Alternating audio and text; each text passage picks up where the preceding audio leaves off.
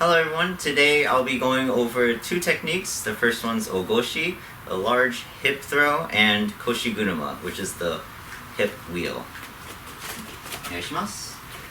So for the first one I'll be showing is Ogoshi. I'll go ahead and show the throw first as usual, and then I'll go through the steps for each one.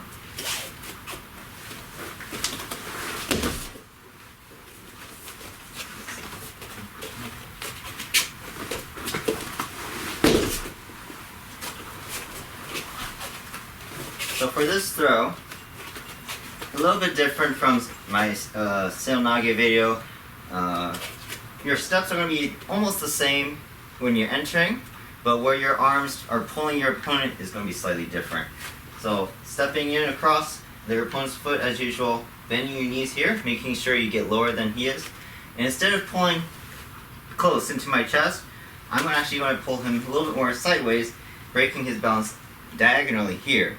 So when I wrap around his waist, my arm around his waist, I can reach around here while keeping my body straight, bending him over. So I'm going to step in here, pull him sideways here. If I step in the same way as seonage, pull him into my chest, it makes it harder for me to wrap my arm around his waist. So if I step in like this, seonage style here, I can't wrap around his waist this much compared to here, and now I can grab facing forward, keeping my body straight. If I grab this way, I have to lean backwards here, which leaves me off balance and I can get thrown.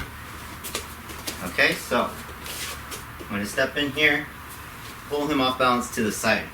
This way, wrap around, keeping my body straight, and I spin, lift him up here.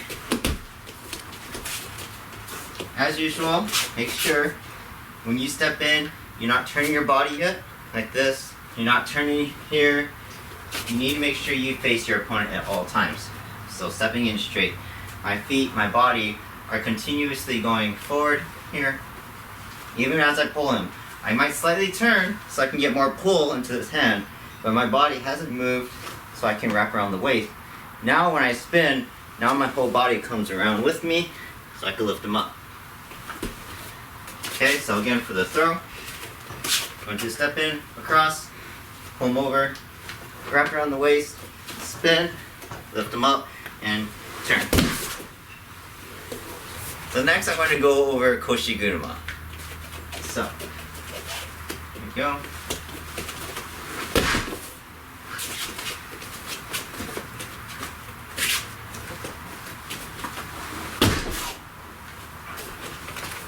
So for this throw, as you saw, it looks very similar to Ogoshi, but I'm not going to be wrapping around my opponent's waist. I'll actually be wrapping around the shoulder and the neck. So this one's not easily doable on someone that's taller than you, a lot larger, because you still need to make sure you lift your opponent up and off the floor. So I'm going to show it this way first. So when I go for this throw, I'm not going to just go here, wrap around the neck, and then try to pull him down like this. This isn't a good throw. I need to make sure I lift him up using my whole body here, come around and use my hip to lift him up off the floor. Alright, go back to this side. So the steps, once again, same thing as Ogoshi. You want to step across here, bend your knee, pull him more to the side. Okay? If I pull him straight again, and I wrap around the neck, this is all I can get. If I pull him off to the side here, I can wrap more around the neck to get more better control. So now when I spin, I can get my hip in, lift him up. If I come in straight like this, here, it makes it a lot harder for me to get him on my hip. I have to bend over at my waist, and that's a lot harder for me. Okay, so when I step in here, pull off to the side, bring him towards me, not me towards him.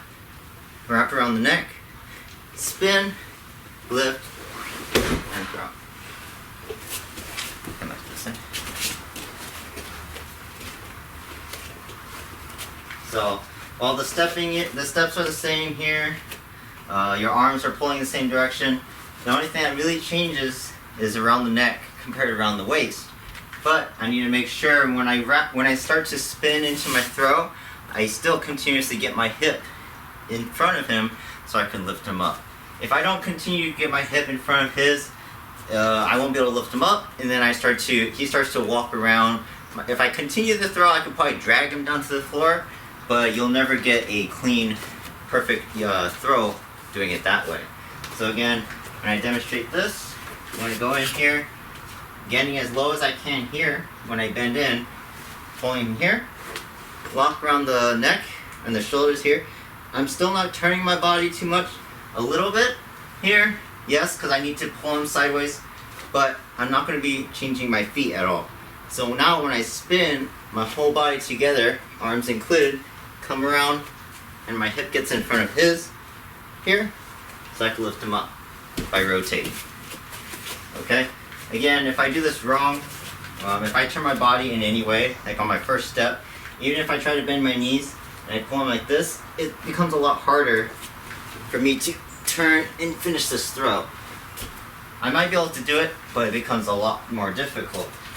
Same thing if I do the first step correctly, but if I pull him here and I start to turn my body, it makes it hard for me to get my arm around his neck. So I need to make sure I enter face forward, pull him here, make sure I don't change where I'm facing here until after I spin, so I can lift him up. And then again for the throw, enter, pull, twist, and throw. So a quick note before we move on with the moving uchikomi, when you're doing these two throws, you need to make sure you do not use the hand that's wrapping around the body to grab the belt or grab the shoulder. I prefer to keep it cupped with my hand like this to get my fingers together and wrap around his body. So if I show it to you guys like this, when I go into Koshiguruma, I'm going to go around the neck and grab here. I'm not going to grab the shoulder like this. The reason being is, if I grab the Ghee, it can move around a lot more compared to if I go like this and I cup his shoulder, not only wherever my arm is, that's where he'll move. Or same thing with Ogoshi. If I grab the belt, this is actually a different throw. Also, the belt can move around like this. If I just cup around the waist here, now his body will go wherever I pull him here. Compared to if I grab the belt, I can make him move, yes, but his belt is also going to start moving around his body. So I don't want to grab any part of his Ghee here like this. If anything, you guys can keep your hands together. Like I said, you can wrap like this, right? I prefer to use that cup to grab the waist. That way you have full control over his body. But try not to grab any part of the Ghee. Okay, so next I'll be showing you guys how to do the moving uchikomi for both Ogoshi and Koshiguruma. So first one, Ogoshi. Same thing as my Sail Nage video. If you have not watched it yet, go ahead and take a look. The steps are going to be exactly the same. When I step back, I'm going to be stepping here. And for my back step, instead of stepping into my partner, I'm going to be crossing backwards here. Start pulling and wrapping as I bring my other foot forward and I enter the throw. So if I do it without him, I'm going to step back, cross step, bring my foot forward. Now I'm back into this throwing position here, like this. I need to make sure my feet come from here, and I step back, and I step back here. They come even again together, because if they're off, I'm going to lose my balance and not be able to complete the throw. So if I go for the throw here, I step back, open up, wrap, pull, and throw. Let's on this side. Let's get one more step. Okay, so I'm going to step back here, cross step backwards behind my body, keep pulling him forward. If I stop him at all, it's going to be hard to do this throw. Pull him forward, wrap, in, and throw. Same thing for Koshiguruma. Just the arm placement's a little bit different. I'm going to step back, cross step backwards, pulling up nice and high, wrap, get my hip in, and throw. Okay, so same thing, step, step, and throw.